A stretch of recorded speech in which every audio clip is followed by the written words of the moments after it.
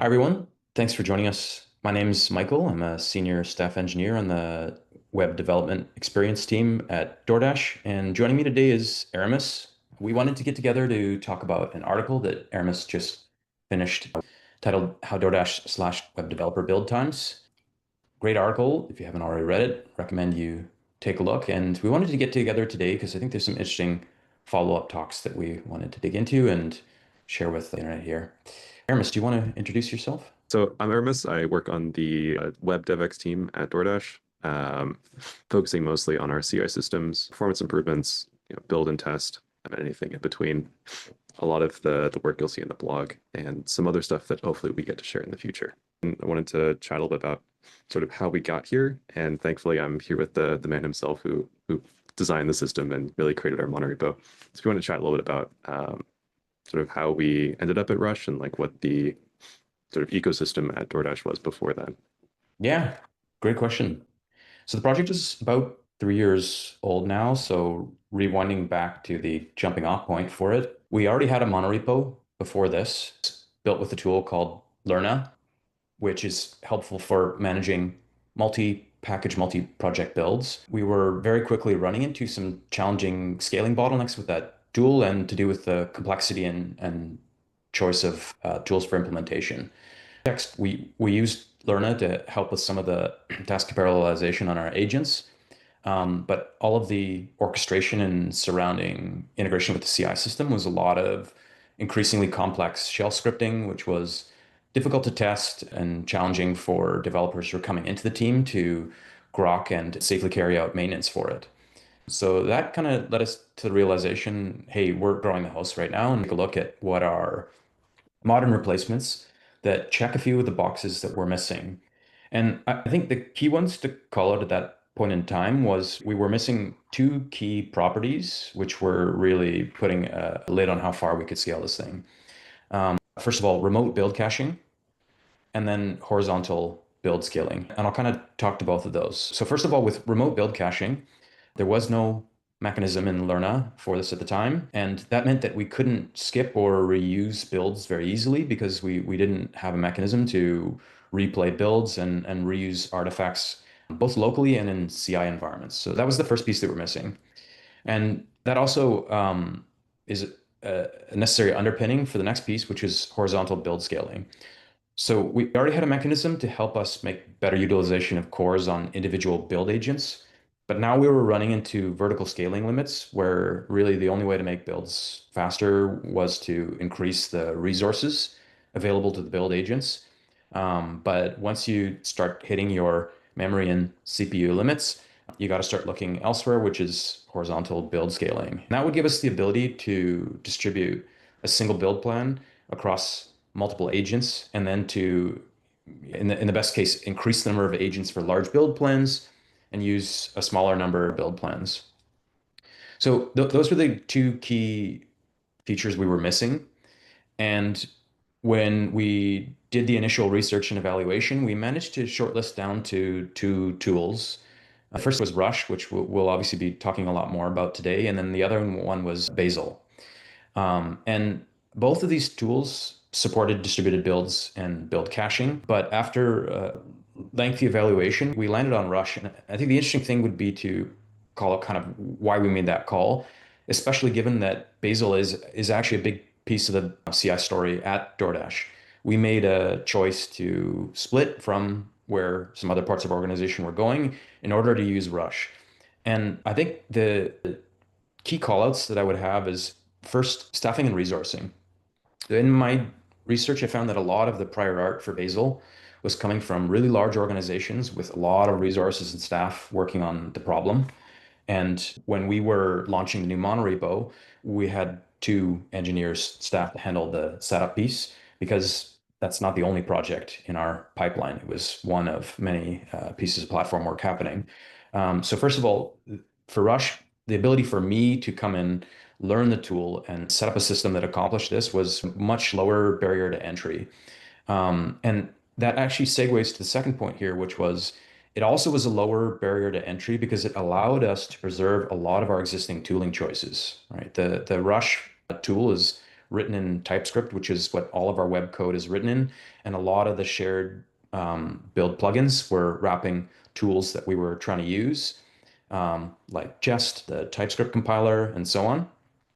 So the last point in favor of Rush for us was some of the framework choices about how to make large code bases more maintainable. And specifically, the Rush tool is the build orchestration piece, but the project actually falls under the umbrella of what they call the Rush stack. And Rush stack is a collection of tools including Heft and API Extractor, which are built for teams that are trying to manage large code bases. Heft makes it easy for you to define your tool configuration as packages so that they can be linked and extended by the consuming projects. And as a platform maintainer, what this means is that I can define the baseline Jest and TypeScript compilation rules in a way that someone can easily set that up and then extend it at the project level to meet their specific needs. So, yeah, I think those are the three key deciders for Rush.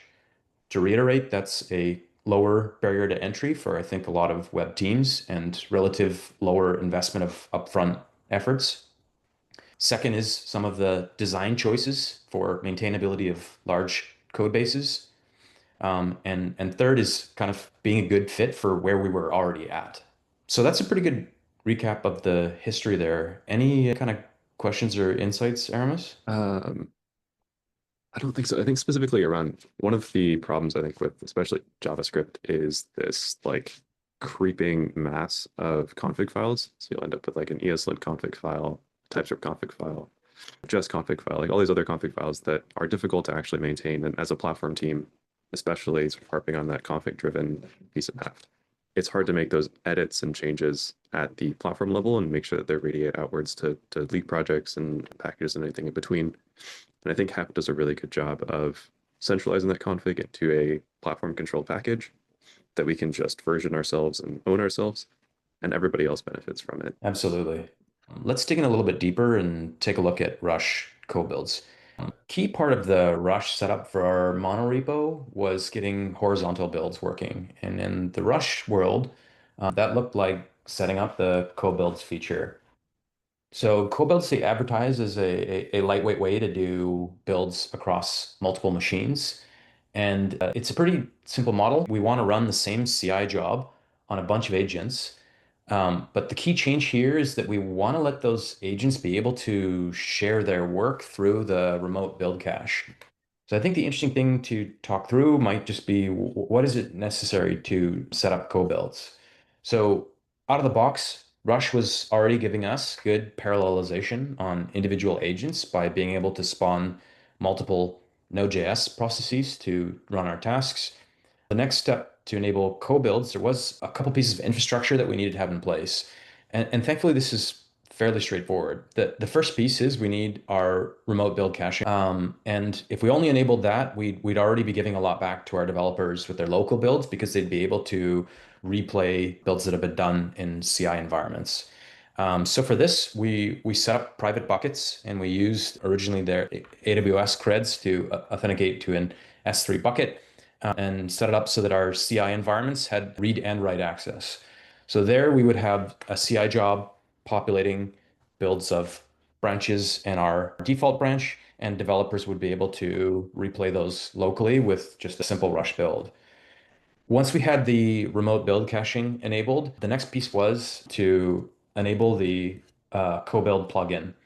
And the co-builds plugin needs a remote lock manager so that it can check out tasks from build agents and release them and mark them as done when they're complete so that another agent doesn't pick it up. And thankfully, the plugin comes with out-of-the-box support for both Redis and a simple HTTP cache. We opted to do a Redis cache because we had infrastructure as code, which made that pretty easy.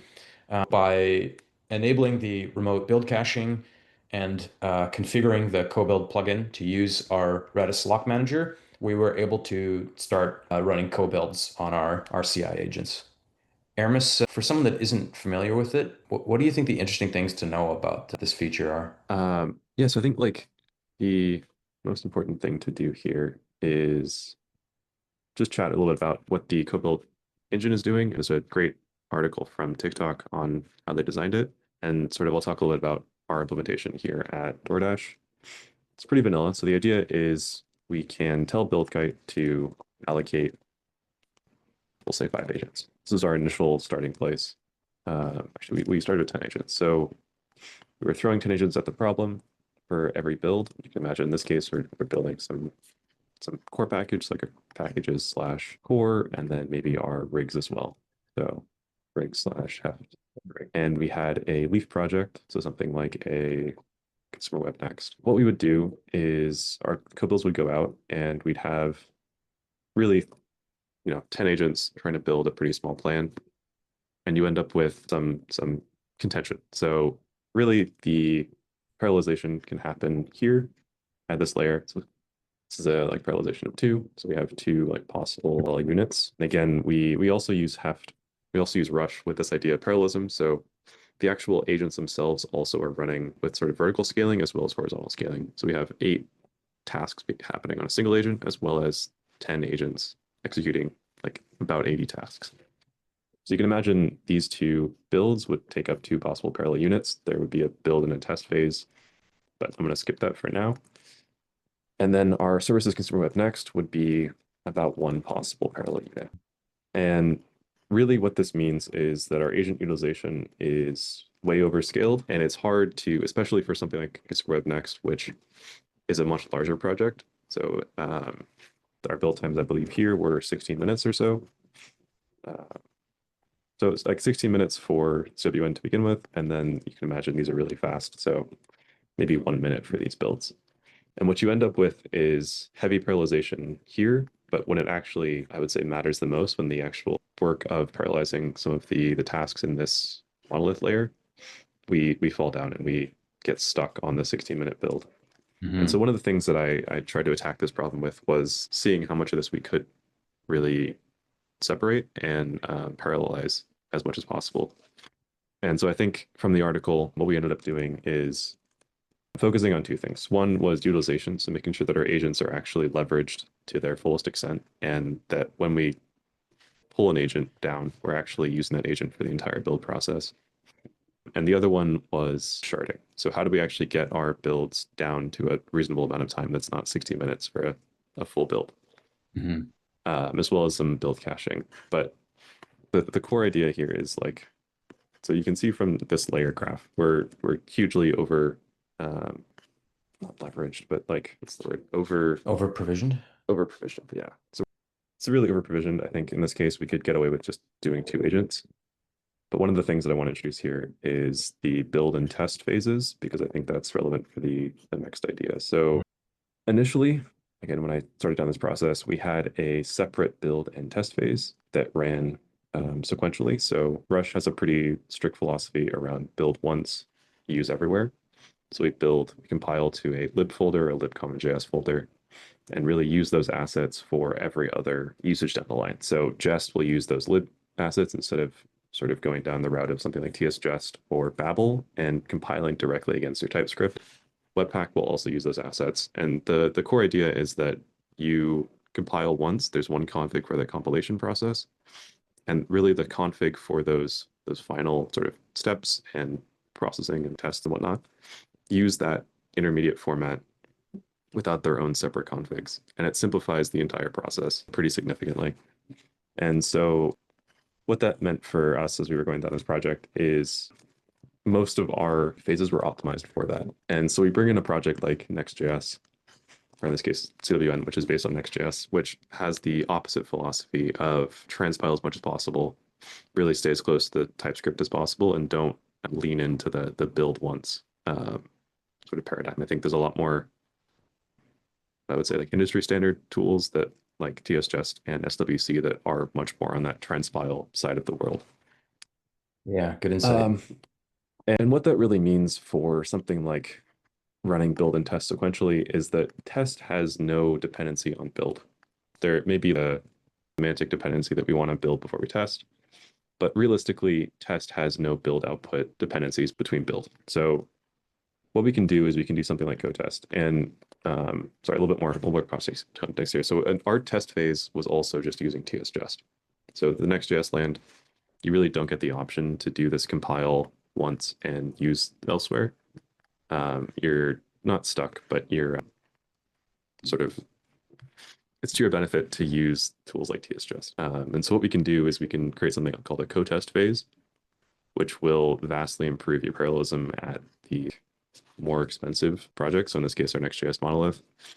We also, as we are scaling our monorepo, are adding other Next.js projects that will also benefit from this sort of model. And the key distinction here, if it isn't obvious, is that we want to be able to run, build, and test as parallelized tasks at the same time, as opposed to having to do the downstream execution. Yeah, exactly. And the like to put numbers on it. So the end state is really our build is about 12 minutes and our tests were about 16. And by moving these in parallel, we're saving ourselves 12 minutes of execution time, Wow. which is a huge drop. Yeah, remarkable. Um, but we can always do a little bit better. So I think a lot of the blog article is around hammering down these times to something that again and again, really just extracting as much value as we can from our existing tools and pushing the limits on what we can do at our build system and sort of orchestration layers to drive real impact. So yeah, I can start a little bit on like the easy wins, and maybe we can go into the sharding and what that process was. I think that was an interesting discussion around like open source contributions and really affecting change in the tools that you use. Absolutely. Let's start with some easy wins, because I think that's often what we're pressed to find is like, how can I move the needle now? Yeah, for sure. I think the easy wins here were pretty, I want to say they're somewhat universal. So I think the core piece that we were trying to solve for is reducing the amount of work that happens in sequence. Again, sort of this idea of build and co-test, except at our build layer. So our build phase looks a little bit like this. So we do linting, Mhm. we'll run a Next.js build, and then some like package, basically we're arranging assets in a specific way, build caching. And this Next.js build, really what it does is we have a Webpack build, a TypeScript type check, and there is an optional lint step, which we've opted out of. And in our case, what we were doing is we'd run lint, and lint is a extremely CPU bound operation. So you'll usually pin a CPU at 100% while you're doing this. And Next.js build is very memory heavy. And we're doing this all in sequence. So we do lint, we do Next.js build, and then we do the build caching. And what we could do, and I think the easy win here is moving from like our in-thread linting to an out-of-thread linting. So in our case, it was as simple as moving from an exec sync to a exec async. And like that alone unlocked about, I want to say 3 minutes of savings, which is huge. Like we're saving ourselves an entire linting process. The other thing that is important here is our Webpack build. So we initially had enabled caching. And so our Webpack cache was, I believe, 16 gigabytes, very, very Wow. large. And for those that don't know, so the Webpack cache is really just it's a file system cache that stores Webpack metadata around resolutions as well as entire compiled file contents, with the idea that you can replay the cache and just pull those files from the cache itself. There's some issues around the Webpack cache not being portable, so you can't actually restore the same cache in CI as you built locally. Some of the file, like the paths don't actually resolve correctly. And one of the things that we noticed is that our build agents don't handle 16 gigabytes of writes very well, which, you know, there will be any sort of overhead for those kind of things. And at the same time, we weren't actually leveraging that Webpack cache for cache replays. So we would write the cache, but not actually use it. And if we just turn that off, so you can go from it's called basically disabling the cache in Webpack. You would go from like 16 gigs being written to like 0 gigs written. And there is some overhead, so the memory usage would go up because you're storing things in memory now instead of storing things on the file system. But in our case, we saw a pretty solid reduction by just turning this off. Awesome. And I think one of the things that we're looking forward to in the future is improvements from, I believe, TurboPack or RSPack integrations with Next.js that would enable a portable cache and significantly improve our build times. Awesome. Yeah, you can see just by decomposing it, you can begin to tease out what is actually possible to move the needle on. One thing really interesting from the article, I think that stands out is that even some of this low-hanging fruit is interesting work because it required an upstream open source contribution back to the Rush project, which I think is something that I don't run into too often. And I think a lot of engineers might be interested to hear what your experiences and learnings contributing to a large, highly visible open source project like Rush looks like. Yeah, for sure. So I think that contribution was around a third option that I didn't actually mention here, basically improving the co-build cluster engine. So just a little bit of context on what that was. So you can imagine our co-builds do something like this. There's an idea from the initial implementation from TikTok that we want to do clustering. So you can imagine possibly one of your projects doesn't actually have build caching enabled. So you can imagine like packages slash stable or packages slash local only. And we really want to build this every time.